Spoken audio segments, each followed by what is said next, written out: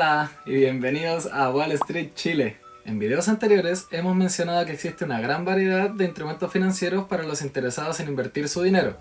Bueno, pues en este video vamos a estar hablando sobre las que personalmente considero las principales y más básicas ideas de inversión. Y vamos a estar evaluando distintos aspectos de estas, tales como los riesgos que comprenden cada una, los rendimientos potenciales que pueden ofrecer o cuánto es el capital mínimo que necesitas para invertir en cada una, por ejemplo. La primera y más básica de todas estas ideas son los depósitos a plazo. Los depósitos a plazo consisten básicamente en prestarles tu dinero a los bancos, y estos a cambio del préstamo que tú le estás haciendo te pagan ciertos intereses cada cierto tiempo, que pueden ser días, meses o años. Ahora, si te preguntas por qué el banco te pediría prestado dinero a ti y qué hace con él, bueno, básicamente la respuesta es prestárselo a otras personas, pero a tasas de intereses mayores de las que te paga a ti. Entonces, con la diferencia de esa tasa de interés, ellos generan dinero.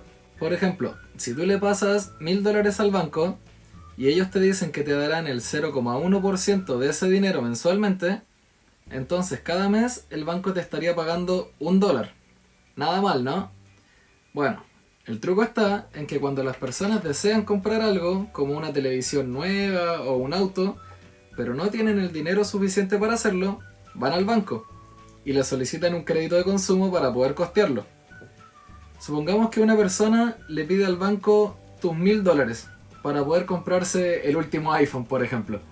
El banco aceptará encantado prestarle ese dinero con la condición de que al devolverle el préstamo debe pagarle un 20% de interés.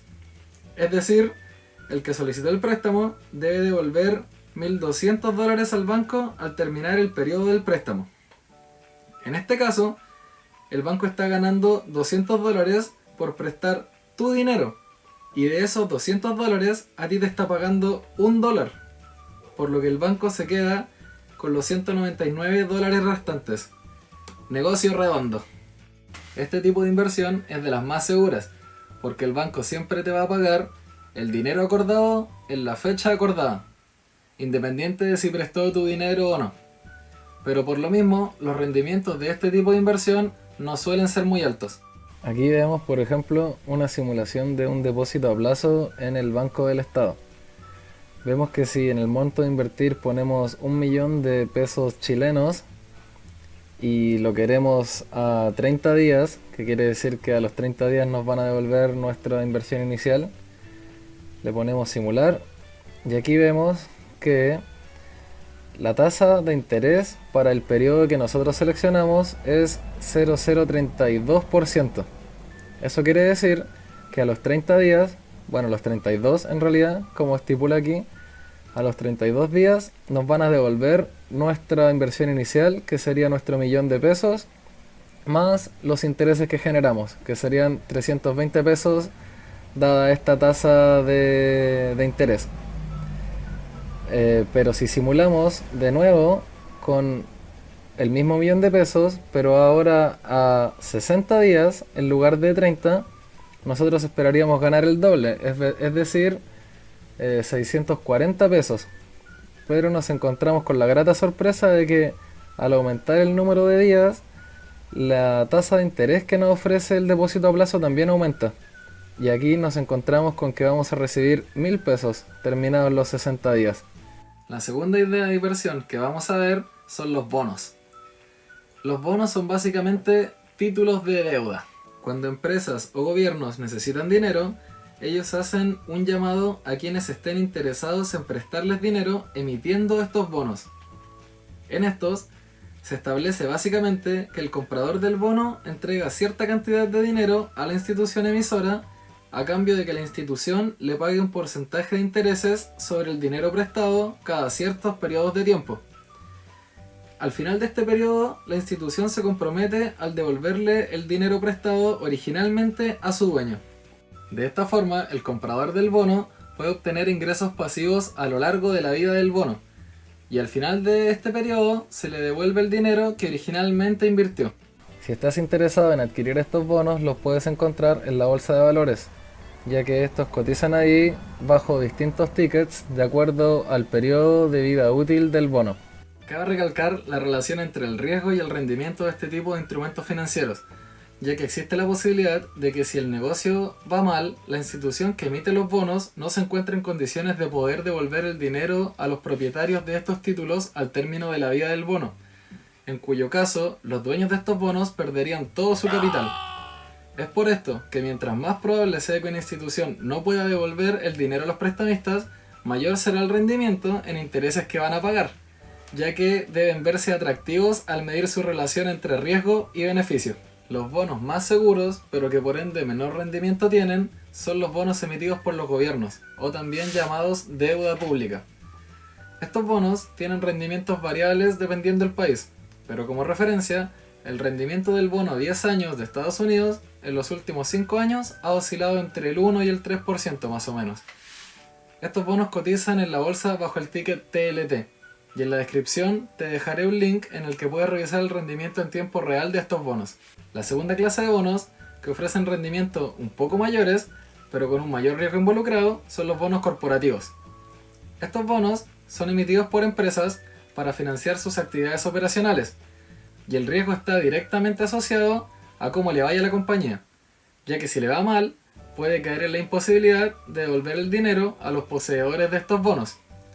Los rendimientos de estos están entre el 2,5 y el 4,5% anual, y cotizan en la bolsa bajo el ticket LQD. Al igual que los anteriores, también te dejaré un link en la descripción para que puedas observar el rendimiento de estos a lo largo de su historia. Y finalmente, la tercera clase de bonos de la que quiero hablarte son los bonos de alto rendimiento, o también conocido como bonos basura. Estos bonos son los de mayor probabilidad de impago, ya que las emiten empresas pequeñas, poco conocidas o con mala calificación, por lo que también ofrecen altos rendimientos, en torno al 5 o 6% anual. Estos bonos cotizan en la bolsa bajo el ticket HYG, y al igual que los anteriores tendrás un link en la descripción para ver el rendimiento histórico de estos. La tercera idea de inversión que veremos en este capítulo son las inversiones inmobiliarias.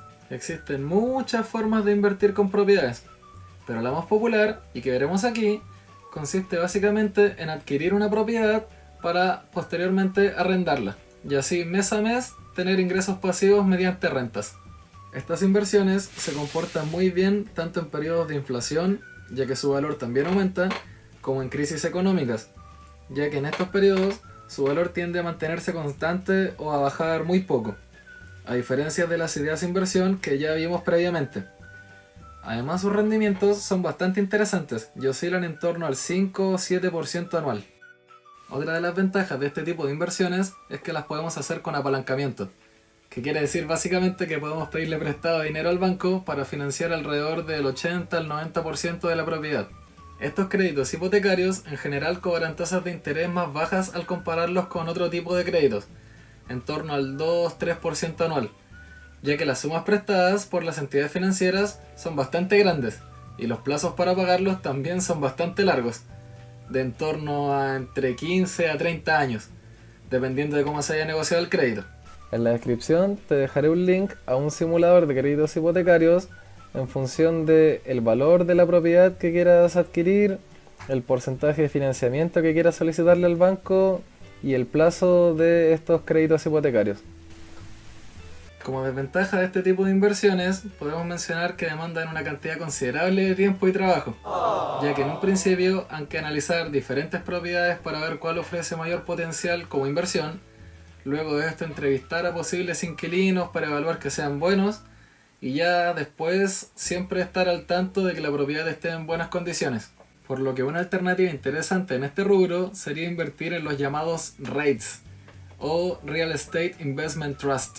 Los REITs son empresas que cotizan en bolsa y que se dedican a levantar capital con el fin de adquirir propiedades y arrendarlas, para posteriormente repartir las ganancias entre sus accionistas en forma de dividendos. Este tipo de inversión es muy similar al de invertir en bienes raíces, pero con la ventaja de que puedes invertir cantidades menores de dinero en caso de que no poseas suficiente para comprar una propiedad. También poseen mayor liquidez y además te ahorras el trabajo de tener que estar al tanto del mantenimiento del inmueble y de los inquilinos, ya que es la misma empresa la que se hace cargo de esto. Sin embargo, tiene la desventaja de que la rentabilidad que ofrecen en general es menor, y no todos los REITs pagan sus dividendos de forma mensual tampoco. Algunos lo hacen de forma trimestral y hasta semestral, por lo que la disponibilidad de las rentas también disminuye. Además, en realidad no posees ningún inmueble real, como si quisieras vivir en él, sino que a través de acciones de empresas solamente. En futuros videos analizaremos de forma más detallada todo este tema correspondiente a inversiones inmobiliarias y REITs. Ya la cuarta idea de inversión en nuestra lista es el Forex, que significa Foreign Exchange o intercambio de divisas. Esta idea no es una inversión como tal, sino que se trata básicamente de apostar a los movimientos de distintos pares de monedas que existen en el mercado de divisas extranjeras. Por ejemplo, en el último año el yuan chino ha ido subiendo mucho su valor con respecto al dólar americano, por lo que una persona que vendió sus dólares y compró yuanes el año pasado, este año podría comprar muchos más dólares de los que tenía al comienzo. Por otro lado, en el último tiempo el peso venezolano ha ido perdiendo cada vez más su valor debido a la alta inflación que existe en ese país, por lo que, como se aprecia en el gráfico, en el último año con $1 se podría comprar cada vez más pesos venezolanos. Este tipo de inversiones requiere el estudio de las economías de cada país para así analizar cuáles crecerán con respecto a otras, comportamiento que se verá reflejado en el valor de sus monedas. Es una práctica de alto riesgo, ya que en general se opera con apalancamientos muy altos, pero que si se ejecuta correctamente puede generar retornos muy altos también. En esta misma línea se encuentran las inversiones en materias primas, tales como el oro, la plata o el petróleo. Estas inversiones varían en función de los ciclos económicos, ya que dependen fuertemente de la demanda por parte de los distintos sectores de la economía. Al ser recursos escasos, actúan de buena forma en periodos de alta inflación, funcionando como activos refugios en situaciones de crisis, dentro de los cuales el oro es el más popular. Existen múltiples formas de invertir en este tipo de activos, siendo la más obvia el comprar la materia prima. Esta forma de inversión no es muy recomendable para pequeños inversores, ya que para generar una ganancia significativa se debería invertir con un alto apalancamiento, ya que este tipo de instrumentos no suele presentar grandes variaciones en sus precios. Además, tenemos que considerar que la materia que compremos debe estar almacenada en algún lugar, por lo que periódicamente se nos cobran pequeños porcentajes de nuestra inversión en mantener ese almacenamiento. La segunda forma de invertir en estas materias es invertir en empresas relacionadas con ellas. Por ejemplo, si queremos invertir en petróleo, pero no queremos comprar el activo en sí, podemos comprar acciones de una empresa petrolera, como Chevron o Petrobras por ejemplo, ya que el comportamiento de las acciones de estas empresas estará fuertemente relacionado con el precio del petróleo. Así, si el precio aumenta, las empresas generarán más dinero por sus ventas y el valor de sus acciones subirá. Como desventaja de esta forma de invertir está que nuestra inversión no dependerá solamente del precio de la materia prima, sino que también de cómo se administren las empresas que escojamos, ya que se puede dar el caso de que el precio de las materias primas suban, pero la administración de la empresa sea tan mala que de todas formas sus ganancias bajen. Por lo que es aconsejable estudiar y analizar a fondo las empresas en las que vamos a invertir. Y la tercera forma de tener acceso a la inversión en materias primas de la que hablaremos son los ETFs. Estos instrumentos intentan reflejar el comportamiento de las materias primas en el mercado, por lo que nos permiten tener acceso a las variaciones de precio de estas, pero sin comprar el activo en sí. En la siguiente imagen podemos ver el valor del ETF que sigue al oro versus el valor del mismo oro.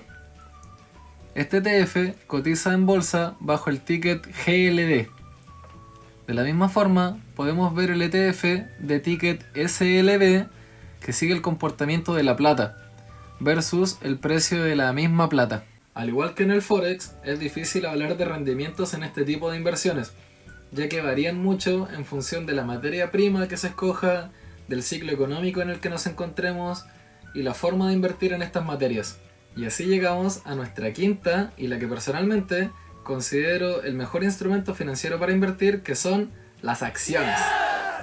Si no sabes cómo funcionan las acciones o qué son, en uno de nuestros videos anteriores de este canal explicamos cómo funcionan este tipo de activos.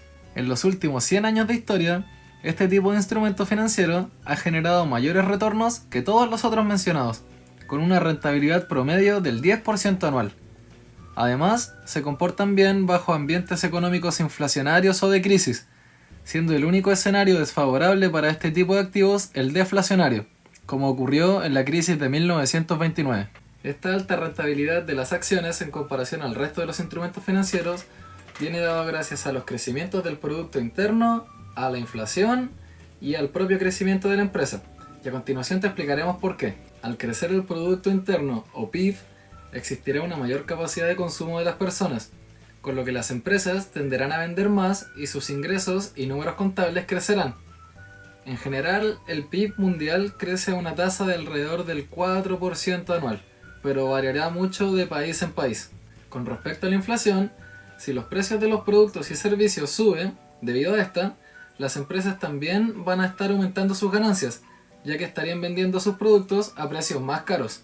Una inflación saludable para la economía ronda entre el 1 y el 2% anual, y es la que se esfuerzan por mantener los bancos centrales de los distintos países, ya que sobre estos números los precios se disparan demasiado, haciendo muy difícil que la población pueda acceder a productos y servicios. Y por debajo de estos números, o con inflación negativa, estaríamos en un proceso de deflación, con lo que los precios de las cosas serían cada vez menores, generando que las empresas reduzcan sus ganancias y a la larga terminen cerrando por no generar suficientes beneficios. Finalmente, también hay que considerar el crecimiento propio de la empresa, que puede venir dada por la optimización de sus procesos, ganancias por inversión y muchos otros factores. Este crecimiento puede promediar el 3% anual para empresas grandes, ya establecidas, y además ofrecen una rentabilidad por dividendo que ronda el 2% anual. También decirte que existen distintos tipos de acciones según su clasificación, como por tamaño, por ejemplo. Aquí podemos encontrar empresas de pequeña, mediana y larga capitalización, dependiendo de la cantidad de dinero invertidas en ellas. Las acciones de pequeña capitalización en general ofrecen mayores retornos, ya que son empresas relativamente nuevas y aún tienen bastante espacio para crecer, mientras que a medida que aumenta su capitalización de mercado, los potenciales retornos también se irán reduciendo, pero a la vez se vuelven más seguras para invertir, ya que se van estableciendo y consolidando en sus respectivos sectores. También se pueden clasificar por acciones nacionales o internacionales, o por sector de la economía. Pero es importante entender que el fin de estas clasificaciones es ayudarnos en la orientación al momento de escoger entre distintas acciones con el fin de poseer un portafolio diversificado, ya que cada tipo presenta sus riesgos y beneficios, cuestión que veremos más en detalle en próximos videos. Como bonus track, también te quería mencionar las criptomonedas, un tipo de activo que ha estado muy de moda en el último tiempo y que también ofrece un gran potencial de revalorización. Las criptomonedas iniciaron con Bitcoin en el año 2009 y la principal innovación que presentaron fue el algoritmo del blockchain. Este algoritmo permite enviar y recibir bitcoins de un terminal a otro sin necesidad de un intermediario de confianza centralizado que verifique la transacción. En la actualidad, si quisiéramos enviar dinero de una parte del mundo a otra, deberíamos utilizar los servicios de empresas como PayPal o Western Union, o transferencias bancarias internacionales a través de bancos, para lo cual ambas partes necesitarían tener una cuenta bancaria internacional. Estas entidades desafortunadamente no trabajan gratis y cobran una comisión bastante alta del dinero que queramos enviar, además de reservarse el derecho de no transferir nuestro dinero si la transferencia no cumple con los estándares que ellos solicitan. Agregar que si queremos utilizar sus servicios probablemente nos pedirán todos nuestros datos personales para registrarlos en sus bases de datos. La blockchain de Bitcoin elimina a estas entidades del medio de las transacciones, por lo que las comisiones que se cobran son mucho menores y no se requiere entregar nuestros datos a una institución que no sabemos qué hará con ellas después. Es más, todos los datos con respecto a las transacciones que se realizan en la blockchain de Bitcoin son públicas, y cualquiera puede tener acceso a ellas, como se observa en la web que te muestro en pantalla. En esta página, que es blockchain.com, nosotros podemos analizar el blockchain de Bitcoin. Y aquí, en últimas transacciones, tenemos una lista en tiempo real de todas las transacciones que se están realizando en la blockchain de Bitcoin. Analizando una al azar, podemos ver la dirección de salida de las Bitcoin, la cantidad de Bitcoins enviadas, la cantidad de llegada, el identificador de la transacción y la comisión que se pagó por esta transacción. Como dije antes, toda esta información es pública. Con respecto a las comisiones que se pagan por enviar Bitcoins, En esta página que te dejaré en la descripción, llamada Bitcoin Fees, podemos observar las comisiones por transacción que se están cobrando en tiempo real. Vemos que actualmente se cobra una comisión promedio de 102 satoshis por byte y que el tamaño promedio de una transacción está siendo de 224 bytes. Esto resulta en una comisión promedio de 22.848 satoshis, que si lo pasamos a dólares es aproximadamente 12 dólares por cada transacción. Voluntariamente tú puedes aumentar esta comisión si quieres que tu transacción sea procesada de forma más rápida por el algoritmo del blockchain, pero en general con una comisión estándar el tiempo promedio de transacción ronda los 79 minutos, como se observa en el siguiente gráfico obtenido de la web blockchain.com. Dado que esta tecnología es relativamente nueva, aún existen múltiples ineficiencias en las que los desarrolladores se encuentran trabajando, como por ejemplo el problema de escalabilidad, ya que la red de blockchain de Bitcoin no está aún capacitada para procesar un número de transacciones muy alto, como ocurrió en 2018, donde debido a un boom en la popularidad de esta criptomoneda, muchas personas empezaron a indagar en este mundo realizando un gran número de transacciones por segundo, llegando a saturar la red y provocando que las comisiones por transacciones llegaran a ser varias veces mayores, incluso más que la cantidad que se intentaba transferir a veces. Sin embargo, en los últimos años, cada vez más personas ven en Bitcoin una idea innovadora en el mundo de las tecnologías financieras, y hasta las mismas instituciones que en un principio criticaban este proyecto se están dando vuelta a la chaqueta y empezando a invertir en ella. Por lo mismo, por ser una tecnología tan disruptiva, el riesgo de invertir en criptomonedas es muy alto, pero sus posibles retornos también. Espero que este video te haya sido de utilidad. Si es así, dale click al botón like, y si estás interesado en más contenido como este, entonces considera suscribirte. Y nos vemos en un próximo capítulo.